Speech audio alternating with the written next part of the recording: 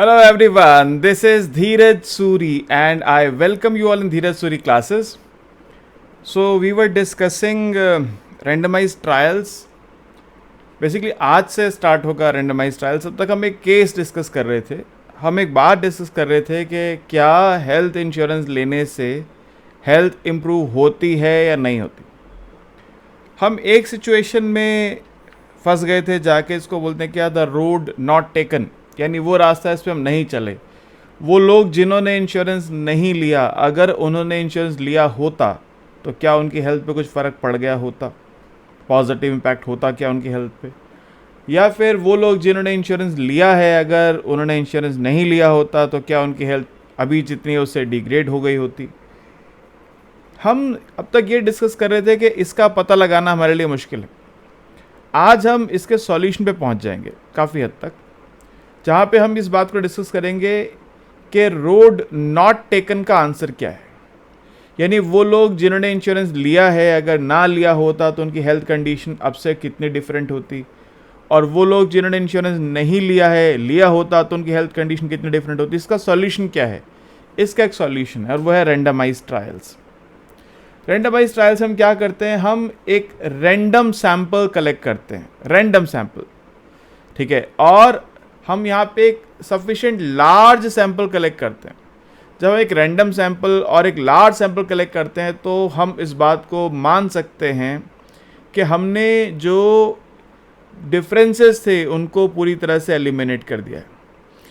अगर हम एक सैंपल लेते हैं उन लोगों का, रैंडम सैंपल जिन्होंने इंश्योरेंस लिया है, और एक रैंडम सैंपल लेते हैं उन लोगों का जिन्होंने इंश्योरेंस नहीं लिया है, तो हम सैंपल रैंडम होने चाहिए और सैंपल लार्ज होने चाहिए. तो हम इस बात को मान सकते हैं कि यहाँ पे जो लोग होंगे उनका जेंडर, उनकी एजुकेशन, उनकी वेल्थ, उनकी हेल्थ इंश्योरेंस ना लेते समय सेम ही रही होगी. तो अब जो भी इफ़ेक्ट आ रहा है वो इंश्योरेंस की वजह से ही आना चाहिए. ठीक है, दो बातें होना इंपॉर्टेंट है. पहली बात कि हमारा सैंपल जो है वो रैंडम होना चाहिए, और दूसरी बात सैंपल लार्ज होना चाहिए. ठीक है, अगर ये दो बातें होल्ड करती हैं तो हम उस प्रॉब्लम को ओवरकम कर सकते हैं जो अब तक हम बार बार फेस कर रहे थे. तो जैसे मैं बार बार आपको नोट्स प्रोवाइड करता हूँ, तो नोट्स आपको लिखने की ज़रूरत नहीं है, सब यहाँ पे लिखा हुआ है आपके लिए.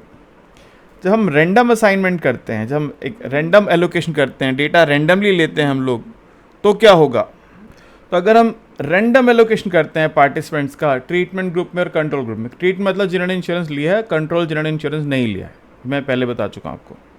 ठीक है, तो अगर हम रैंडम असाइनमेंट करते हैं लोगों का, आप इंश्योरेंस लीजिए, आप मत लीजिए, आप लीजिए, आप मत लीजिए. अब कैसे करेंगे रैंडम, ये 1 बाय 1 नहीं चल रहा.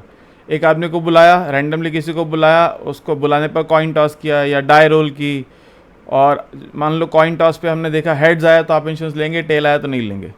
डाई रोल की इवन नंबर आया तो आप इंश्योरेंस लेंगे, ऑड आया तो नहीं लेंगे. तो ये एक रैंडम एलोकेशन हो रहा है, यहाँ पे कुछ बायसेस नहीं है, फेयर कॉइन या फेयर डाई की बात हो रही है.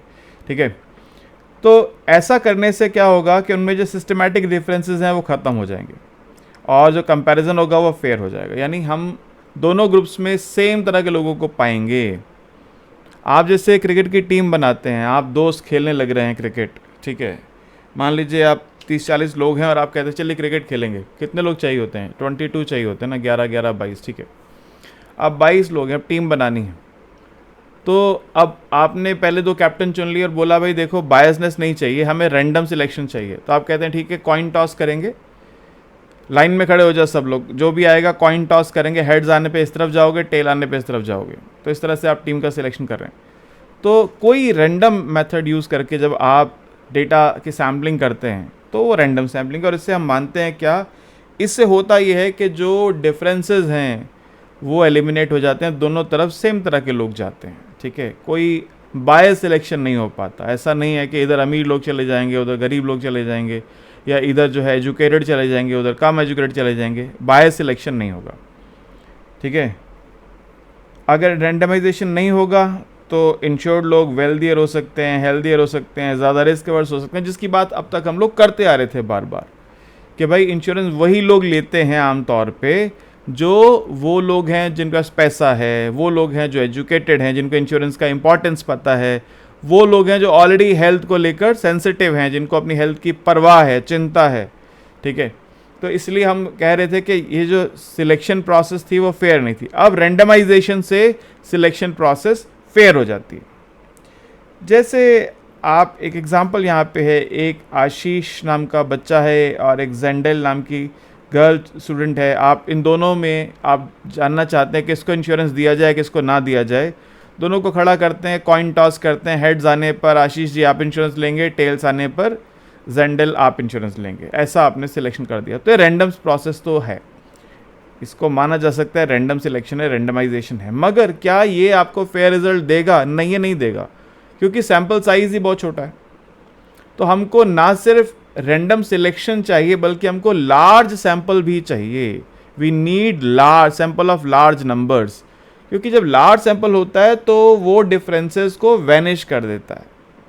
आप देखिए भीड़ में जब खड़े होते हैं, तो जब भीड़ में खड़े बहुत सारे लोग खड़े हैं, आप एक हॉल के अंदर खड़े हैं, वहाँ उस हॉल फुल कैपेसिटी से भरा हुआ है, तो वहाँ कोई नहीं किसी को ऐसे पहचान सकता भाई तुम ज़्यादा गोरे हो, तुम ज़्यादा काले हो, तुम ज़्यादा लंबे हो, तुम ज़्यादा छोटे हो। वहाँ लॉ ऑफ एवरेजेस काम कर रहा होता है, ठीक है। लेकिन जब कुछ ही लोग हैं, 5-10 लोग ही खड़े हैं उस हॉल में, 100 लोग के खड़े की जगह 5-10 लोग खड़े हैं, तो वहाँ पे जजमेंटल आइडियाज़ लग सकते हैं। अरे देखो कितना फेयर है इसका कलर, वो देखो कितना उसका कलर कितना डार्क है, ये कितना टॉल है, वो कितना शॉर्ट है। तो जजमेंटल आइडिया सिर्फ तभी काम कर सकते हैं शॉर्ट सैंपल। लार्ज सैंपल में सिमेट्री आ जाती है ऑलमोस्ट, ठीक है, क्योंकि वो अकेला फेयर नहीं होगा, वो अकेला डार्क कॉम्प्लेक्शन का नहीं होगा, ऐसे बहुत सारे लोग होंगे, ठीक है। वो अकेला टॉल नहीं होगा, अकेला शॉर्ट नहीं होगा, ऐसे बहुत सारे, अकेला अमीर नहीं होगा, अकेला गरीब नहीं होगा, ऐसे बहुत सारे लोग हो जाते हैं। इसलिए वहाँ पे लॉ ऑफ एवरेजेस काम कर जाता है, ठीक है। Randomization is powerful but sample size matters. Randomization बहुत पावरफुल टेक्निक है, मगर लार्ज सैंपल चाहिए, स्मॉल सैंपल में काम इफेक्टिवली नहीं करेगा, ठीक है। जिस मैंने अभी एग्जांपल दिया था आपको, with a large enough group these differences, जो डिफरेंस सिस्टमेटिक जो डिफरेंसेस हैं, जेंडर, इनकम, प्रायर हेल्थ, ठीक है, या और जितने भी कैरेक्टरिस्टिक्स हो सकते हैं, वो सब लॉ ऑफ एवरेजेस में वॉश आउट हो जाते हैं जब लार्ज सैंपल होता है तो। So this shows that randomization works by balancing groups on both observable and unobservable characteristics. मैंने लास्ट क्लास में एक बार बताई थी आपको, कुछ कैरेक्टरिस्टिक्स ऑब्जर्वेबल हैं, जैसे कलर है, हाइट है, जेंडर है, एजुकेशन है, ये ऑब्जर्वेबल है। कुछ कैरेक्टरिस्टिक्स ऐसे होते हैं जो ऑब्जर्वेबल नहीं होते, आप देख के नहीं बता सकते। मैंने शायद ब्लड ग्रुप का एग्जाम्पल दिया था आपको, आप देख के नहीं बता सकते कि सामने वाले का ब्लड ग्रुप क्या है। ये बात सुनने में आती रही, कोविड में इन ब्लड ग्रुप के लोगों को असर पड़ेगा, इन ब्लड ग्रुप के लोगों को असर नहीं पड़ेगा, सुनने में आता है। सच झूठ तो मुझे नहीं पता है, ठीक है, वो तो मेडिकल साइंस वाले जाने। लेकिन ये न्यूज़ में अक्सर आता था, इस तरह की बातें सामने आती थी कि डायबिटिक जो पेशेंट्स हैं उन पे ज़्यादा असर पड़ेगा। आप किसी को देख के बता सकते हैं कि उसको डायबिटीज़ है। कुछ लोगों को डायबिटीज़ होती है, उनको खुद को नहीं पता होता उनको डायबिटीज़ है, उनको खुद ही पता नहीं होता कि वो डायबिटीज़ उनको हो चुकी है। तो ऐसे कुछ कैरेक्टरिस्टिक्स ऐसे होते हैं जो अनऑब्जर्वेबल होते हैं, जिनको पता देख के नहीं लगाया जा सकता। लेकिन ये जो रेंडमाइजेशन है, ये ऑब्जर्वेबल और नॉन ऑब्जर्वेबल दोनों तरह के जो डिफरेंसेस हैं उनको ख़त्म कर देता है, क्योंकि दोनों तरह के लोग होंगे। डायबिटिक इधर भी होंगे, डायबिटिक उधर भी होंगे, नॉन डायबिटिक इधर भी होंगे, नॉन डायबिटिक उधर भी होंगे। दोनों तरह के लोग होते हैं, जो डिफरेंसेस होते हैं वो एलिमिनेट हो जाते हैं, ठीक है। कि अब लार्ज सैंपल होना जरूरी है। लॉ ऑफ लार्ज नंबर्स आप पढ़ते हैं, वैसे तो बहुत बार पढ़ चुके हैं। The law of large numbers, LN बोलते हैं, states that as sample size increases the average of sample approaches the average of underlying population. तो यहाँ पे लॉ ऑफ एवरेजेस काम करता है कि जो पॉपुलेशन का एवरेज है उसी तरफ फिर सैंपल का एवरेज चला जाता है। When sample size is sufficiently large the sample mean approaches to population mean, sample average approaches to population average.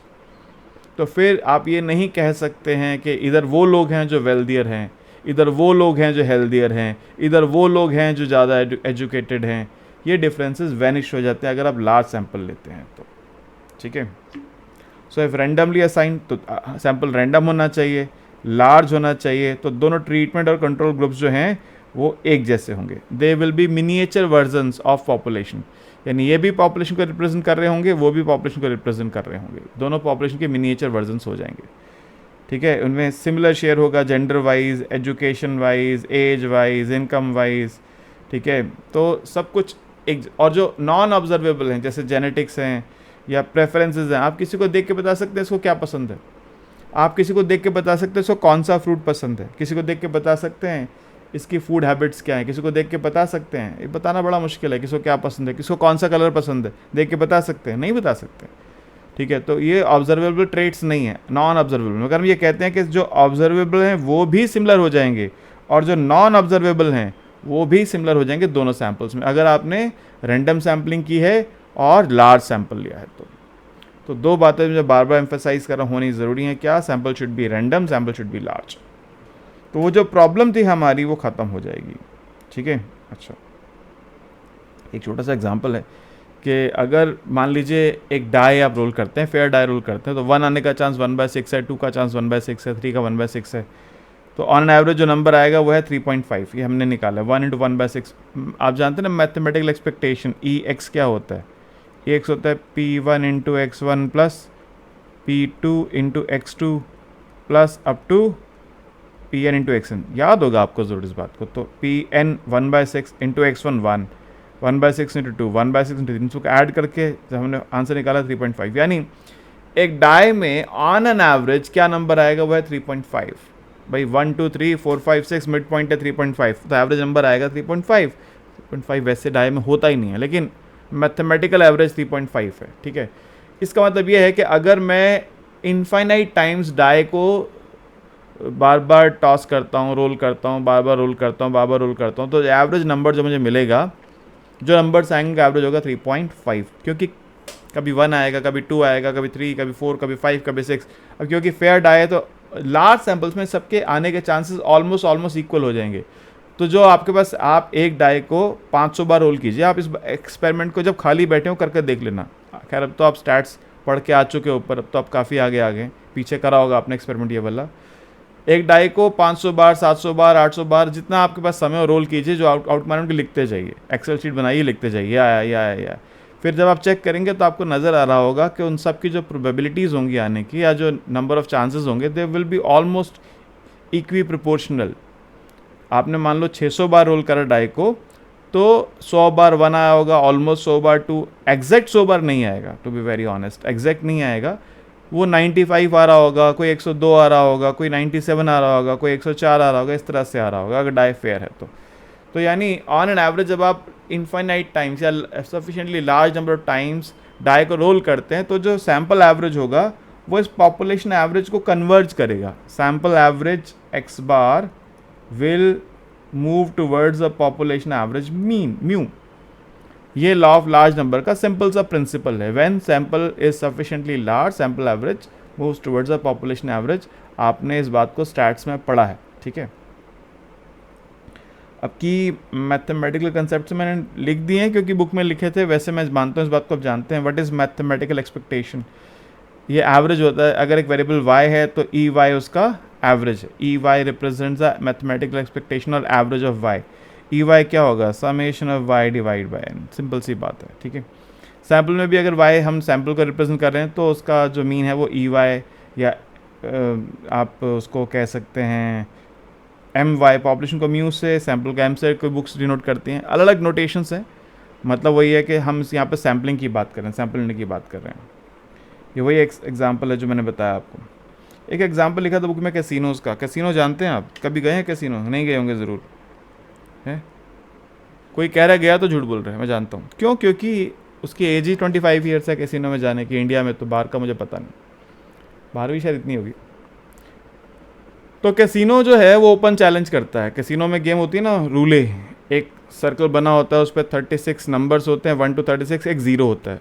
किसी किसी में एक सिंगल ज़ीरो, 2 ज़ीरो भी होते हैं। ओपन चैलेंज करता है, आओ जीत के दिखाओ, पैसे लगाओ, जीत के, जितना जीत सकते हो जीत के ले जाओ। ओपन चैलेंज है, कोई रोकने वाला नहीं है वहाँ पे।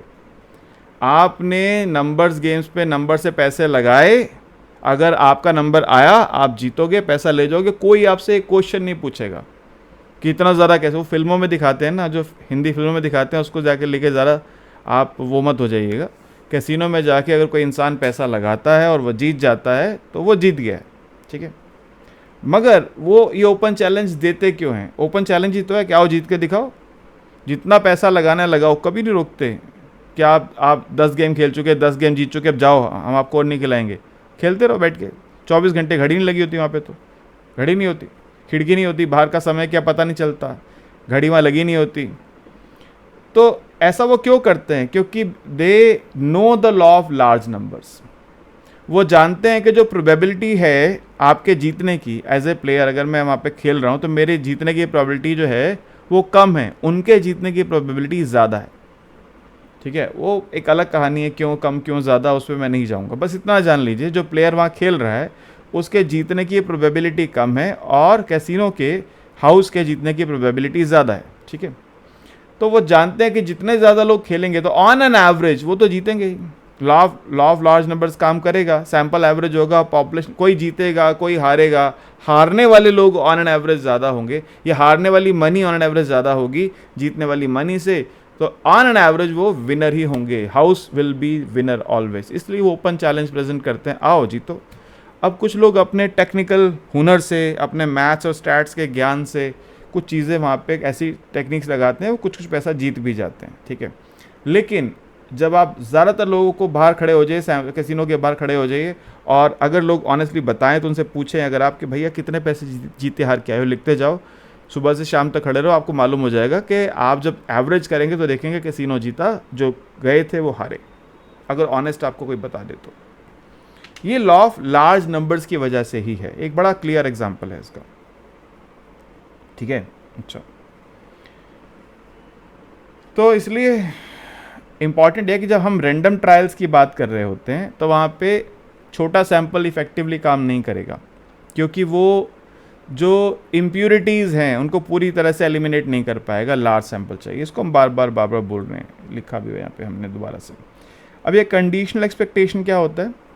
we want to find the average of a variable y which is conditional upon happening or non-happening of some given event। हम एक वेरिएबल y की एवरेज जानना चाहते हैं जो कंडीशनल है किसी गिवन इवेंट के होने या ना होने पर। जैसे आपने लिखा E Y I oblique D is equal to 1। What is this? This is the conditional average of y on the basis, on the given condition that d has a value of 1, dummy variable d has a value 1, and this ey oblique d0 is expected value of y conditional upon dummy variable having value 0। हमने पीछे पढ़ा था dummy 1 का मतलब आपने insurance लिया है, dummy 0 मतलब आपने इंश्योरेंस नहीं लिया है, और y को हमने बोला था हेल्थ। तो यानी ये क्या है? ये है conditional average of health given that person has taken the insurance। और ये क्या है? conditional average of health given that the person has not taken the insurance। so when the value, average value depends upon some event which may or may not happen, ज़रूरी नहीं है कि वो हो और ज़रूरी नहीं है कि वो ना हो, then the average is something which is called as conditional average, conditional expectation। ठीक है, अच्छा, अब हम जो कह रहे हैं उसको बहुत ध्यान से सुनिएगा। अब बड़े ध्यान से सुनने और समझने की बात आ गई। ये क्या है? ये स्टेटमेंट को बड़े ध्यान से सुनिए, पढ़िए ज़रा और बताइए, आप बताइए क्या है। E Y 0 I given D I is equal to 1, ये क्या है? What is this? आप कहेंगे सर अभी तो आपने बताया था वी वाई आई था, ये वाई आई मतलब वो लोग जिन्होंने इंश्योरेंस लिया है उनका एवरेज हेल्थ, मगर वाई 0 आई वो लोग जिन्होंने इंश्योरेंस नहीं लिया है। इसका मतलब ये है कि वो लोग जो इंश्योरेंस लेते हैं, अगर इंश्योरेंस ना लिया होता तो एवरेज हेल्थ क्या होती है? ये होती, this is the average value of health of insured people if they would not have taken the insurance. समझ गए? दोबारा बोलो, average value of health of insured people if they would not have taken the insurance। अगर insurance ना लिया होता तो उनकी हेल्थ ये होती। और ये क्या है? what is this? this is the average health of people who have not taken the insurance। और हम ये कह रहे हैं आपसे अब कि ये दोनों बराबर हैं। हम ऐसा क्यों कह रहे हैं आपसे? ऐसा इसलिए कह रहे हैं कि अगर हम रैंडम सैंपल लेते हैं, अगर हम लार्ज सैंपल लेते हैं, तो जो सैंपल एवरेजेस होंगी वो पॉपुलेशन को रिप्रेजेंट करेंगी। मैंने बताया अभी आपको। तो ये भी पॉपुलेशन को रिप्रेजेंट करेगी एवरेज, ये भी पॉपुलेशन को रिप्रेजेंट करेगी, दोनों क्योंकि एक ही पॉपुलेशन से हैं, तो दोनों के दोनों जब एक पॉपुलेशन एवरेज के इक्वल हैं, दोनों आपस में भी इक्वल हैं। जब हमने रैंडम सैंपल लिया और लार्ज सैंपल लिया तो हमने जो डिफरेंसेस थे उनको हटा दिया। तो ये वो लोग हैं जो इंश्योरेंस लेने वाले हैं, जो इंश्योरेंस ले रहे हैं। अगर ना लिया होता तो उनकी एवरेज हेल्थ, क्योंकि इसमें वो लोग भी हैं जो अमीर हैं, इसमें वो लोग भी हैं जो गरीब हैं, इसमें मेल्स भी हैं, इसमें फीमेल्स भी हैं, इसमें एजुकेटेड भी हैं, इसमें लेस एजुकेटेड भी हैं, इसमें वेल्दियर भी हैं, इसमें लेस वेल्दियर भी, पुअर भी हैं, ठीक है, इसमें डायबिटिक भी हैं, इसमें नॉन डायबिटिक भी हैं, सब तरह के लोग इसके अंदर हैं। तो यानी एक पॉपुलेशन का मैंने बताया था क्या, ये मिनिएचर वर्जन है, this is the miniature version of the population. Same ये भी क्या है, इसमें भी सारी चीज़ें हैं, सारे कैरेक्टरिस्टिक्स यहाँ पर भी हैं। This is also the miniature version of the population, क्योंकि हमने कोई बायसनेस नहीं रखी, हमने रैंडम सिलेक्शन किया है लोगों का। हो सकता है अमीर आदमी सैंपल में भी इधर भी हो, अमीर आदमी उधर भी हो, गरीब आदमी इधर भी हो, गरीब आदमी उधर भी हो, इसलिए हमने जब कोई सिलेक्शन बायस नहीं लिया है। अगर हमने एक लार्ज सैंपल लिया है तो इन दोनों के जो एवरेजेस होंगे इंश्योरेंस लेने वालों के और ना लेने वालों के, वो पॉपुलेशन को अप्रोच करते हैं, इसलिए हम मानते हैं कि अब ये यहाँ पे दोनों के दोनों क्या हैं, इक्वल हैं। जब हम, इसका बड़ा सीधा मतलब है कि जब हम कभी ऐसा कर पाएँ, अगर सक्सेसफुली कर पाएँ, देखिए ये बहुत मुश्किल काम है। थ्योरी में बोलना, सुनना, सुनाना बड़ा आसान है, बड़ा सरल है, प्रैक्टिस में इसको इम्प्लीमेंट करना बड़ा मुश्किल है, ठीक है। लेकिन अगर हम ऐसा कर पाएँ तो अगर ये करने के बाद इंश्योरेंस लेने वालों की अगर एवरेज हेल्थ ज़्यादा आ रही होगी तो it will be only due to insurance. ये बात अब हमको क्लियरली समझ लेनी होगी, क्योंकि जब हम रैंडम सिलेक्शन करते हैं, जब हम लार्ज सैंपल लेते हैं, तो जो हमने 2 सैंपल्स बनाए हैं वो दोनों मिनिएचर वर्जन्स होते हैं पॉपुलेशन के, उन दोनों के एवरेजेस पॉपुलेशन एवरेज को अप्रोच कर रहे होते हैं, यानी दोनों एवरेज आपस में इक्वल होती हैं, ठीक है। तो यानी बहुत सिंपल सी बात है, हम अगर ये डिफरेंस निकालना चाहते हैं, वो लोग जिन्होंने इंश्योरेंस लिया है, जिन्होंने नहीं लिया, उनकी हेल्थ का डिस्टेंस, सो हेल्थ का डिफरेंस, सो y1 मतलब इंश्योरेंस लेने वाले लोग, y0 मतलब इंश्योरेंस ना लेने वाले लोग। आपने पढ़ा था y1i क्या है, y1i is equal to y0i plus kappa, ये मैंने लास्ट क्लास में पढ़ाया था आपको, ठीक है। हमने इस लास्ट क्लास में अजम्पशन ली थी कि कप्पा जो है वो दिखाता है कि इंश्योरेंस लेने से हेल्थ में क्या फ़र्क पड़ता है। वहाँ हमने लास्ट टाइम इस बात को अज्यूम किया था, सिर्फ अज्यूम किया था। यहाँ हम इस बात को ऑलमोस्ट जो है एनालिटिकली जो है इस बात को कहना चाहते हैं क्या, कि अगर हमने लार्ज सैंपल लिया है और रैंडम सैंपल लिया है तो कापा जो होगा वो श्योरली रिप्रेजेंट कर रहा होगा हेल्थ बेनिफिट को इंश्योरेंस के।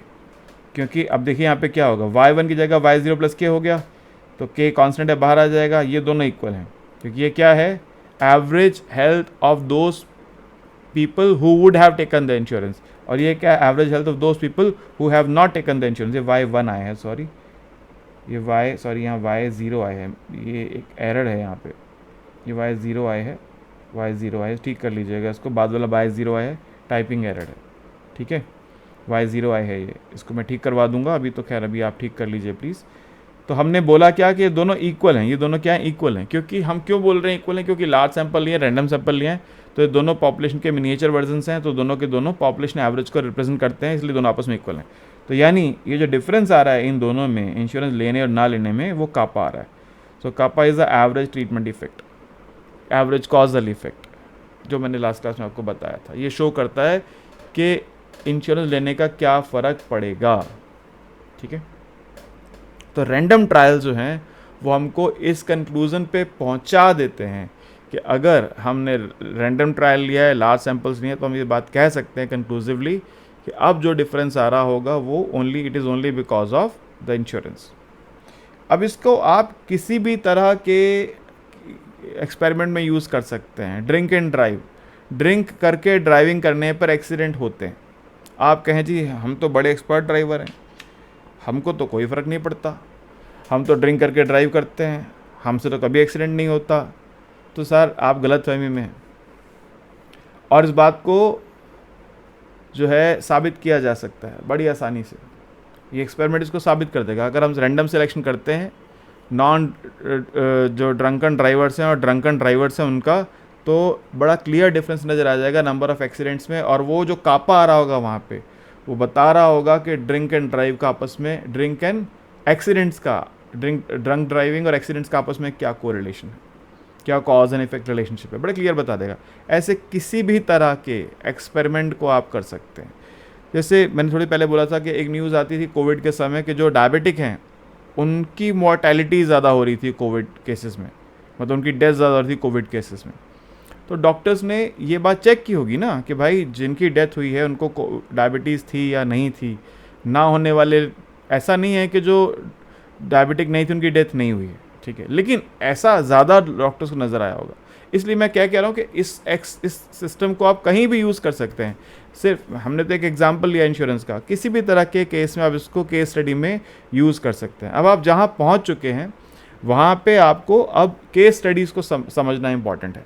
वहाँ पे आपको जानना ज़रूरी है कि अगर हमारे सामने कोई सैम्पल आता है, कोई डेटा आता है, तो हम उससे कंक्लूजन पे कैसे पहुँचेंगे, ठीक है। इसलिए मैंने कहा कि आप ज़रूर कोई भी केस आपके सामने है उसको यूज़ कर सकते हैं। रिग्रेशन तो आप पढ़ चुके हैं, स्टैटिस्टिकल टूल्स आपको पता है, रिग्रेशन कैसे होता है आप जानते हैं। तो मतलब ये बहुत सिंपल सी बात लास्ट में लिखी है हमने कि आपको चेक करना ज़रूरी है। चेक करना है कि क्या सैम्पल रैंडम था, क्या सैम्पल लार्ज था, दो बातें चेक कीजिए और रिजल्ट दीजिए, ठीक है। अगर आप ये चेक कर सकते हैं तो मतलब अगर आप बता सकते हैं कि सैम्पल रैंडम था और सैम्पल लार्ज था तो आप उसके रिजल्ट पे भरोसा कर सकते हैं। मगर हैविंग सेड दैट, मैं फिर से इस बात को रिपीट करता हूँ, प्रैक्टिस में ऐसा करना बहुत मुश्किल होता है, बहुत मुश्किल काम है, क्योंकि लोग सच बोलते नहीं है ना भाई। अब देखिए क्या है कि एक और एग्जांपल है, जो एग्जिट पोल्स आते हैं इलेक्शन वाले दिनों में, इलेक्शन हो गया, आज ख़त्म हो गया इलेक्शन, रिजल्ट 3 दिन 4 दिन बाद आएगा, आज से एग्जिट पोल शाम को 6 बजे से आने शुरू हो जाते हैं। तो वो कर क्या रहे हैं? जो बाहर निकला उससे पूछ रहे हैं भाई बीजेपी को वोट दिया, कांग्रेस को वोट दिया, किसको वोट दिया। समस्या क्या है, कई बार लोग सच नहीं बोलते, लोग भी सब लोग, जो लोग बाहर निकल रहे हैं वो भी तो घर जाके टीवी पे एग्जिट पोल देखते ही है ना, तो उनको पता है कि इनको सच बोलना है कि झूठ बोलना है। तो कई बार लोग सच बोलते हैं, कई बार सच नहीं बोलते हैं, सबके अपने अपने कारण हो सकते हैं। तो इसलिए मैंने कहा कि थियोरेटिकली ये बात बहुत आसान है समझना समझाना, कि हम इसमें अगर लार्ज सैम्पल्स लेते हैं, रैंडम सिलेक्शन करते हैं तो हम पता लगा सकते हैं। बट प्रैक्टिस में इस सैम्पल को कलेक्ट करना होता बड़ा मुश्किल है, क्योंकि आपको ट्रू सैंपल मिलेगा इसकी जानकारी आपको भी नहीं है। इसी का एक एग्जांपल है, एक एक्सपेरिमेंट था, रैंड हेल्थ इंश्योरेंस एक्सपेरिमेंट, जो यूएस में हुआ 1974 से 1982 में, ठीक है। इसमें लगभग 3,958 बोल दिया गलती से मैंने, सॉरी, कोई बच्चा हिंदी की गिनती, वैसे बहुत कम लोग हिंदी की काउंटिंग जानते हैं, लेकिन जानता को लगा सर ने गलत बोल दिया, मैंने गलत पढ़ लिया था इनफैक्ट, इसलिए गलत बोल दिया, दोबारा पढ़ा तो 58 है, 59 नहीं है, 3,958 लोगों को लिया है जिनकी एज 14 ईयर्स से 61 ईयर्स के बीच में थी। कंट्री के 6 एरिया से रैंडमली सिलेक्ट किया गया, मतलब रिप्रेजेंटेशन की कोशिश की कि हर जगह से हम लोगों को लें, 6 एरिया से लिया गया, ठीक है। इसमें जिनके पास मेडिकेयर था या जो मेडिकेड फैसिलिटी इसमें थे उनको छोड़ दिया, भाई आपको ऑलरेडी इंश्योरेंस, इसलिए आप अलग हो जाओ, आप मतलब इसको इसमें मत पार्टिसिपेट करो।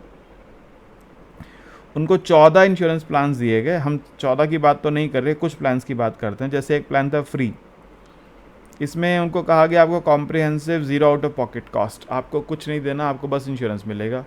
कुछ को दिया गया कैटास्ट्रॉफिक प्लान्स, उसमें कहा गया कि जो भी आपकी हेल्थ कॉस्ट आएंगी उसका 95% आप पे करेंगे, और उसकी एक अपर लिमिट भी थी, ठीक है। अपर लिमिट थी उसकी $1,000, कि आप मतलब जो भी खर्चा आएगा उसका 95% आप पे करेंगे, मैक्सिमम $1,000 से, उसके बियॉन्ड आएगा तो वो हम देंगे। यानी अगर खर्चा मान लो $500 का आया तो आप ही को देना है, 700 आया तो आपको देना है, 800 आया तो आपको देना है, 1000 आया तो आप ही को देना है, लेकिन जैसे ही $1001 होंगे तो वो हम देंगे फिर, ठीक है। इस तरह से एक था डिडक्टेबल प्लान, उसमें आउट पेशेंट को 95% चार्जेस देने थे, लेकिन उसमें कुछ कंडीशन थी, $150 पर पर्सन या $450 पर फैमिली। ऐसे बहुत सारे प्लान्स दिए गए थे, ठीक है, ऐसे बहुत सारे प्लान्स थे, ठीक है।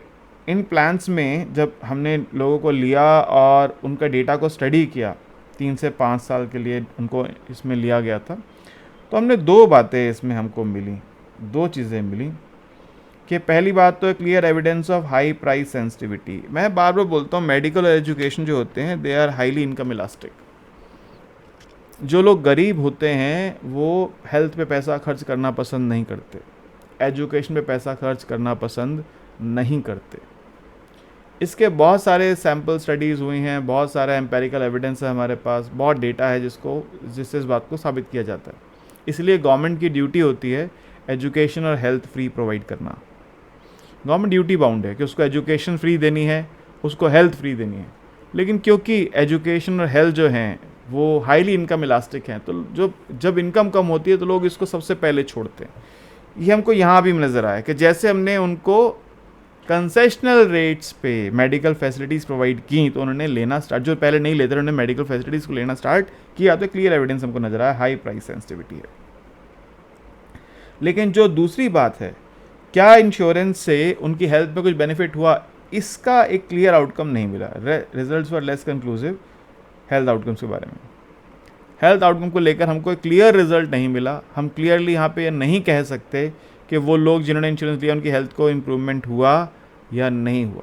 आप कहेंगे सर अभी तो आप कह रहे थे हो जाएगा। मैंने आपसे एक बात कही थी बहुत क्लियरली कि थियोरेटिकली ये बात कहना बड़ा इजी है, ठीक है, लेकिन प्रैक्टिस में आपके पास ट्रू सैंपल होगा ही, आप एक फेयर सिलेक्शन कर पाएंगे, एक रैंडम सिलेक्शन आप कर पाएंगे, इसकी पॉसिबिलिटी बहुत कम होती है। इस वजह से ये हमको ये रिज़ल्ट नहीं मिल पाया। अगर मिल जाता तो ये आउटकम भी वही आता जो हमको थ्योरी बताती है कि इंश्योरेंस लेने से हेल्थ में बेनिफिट होता है।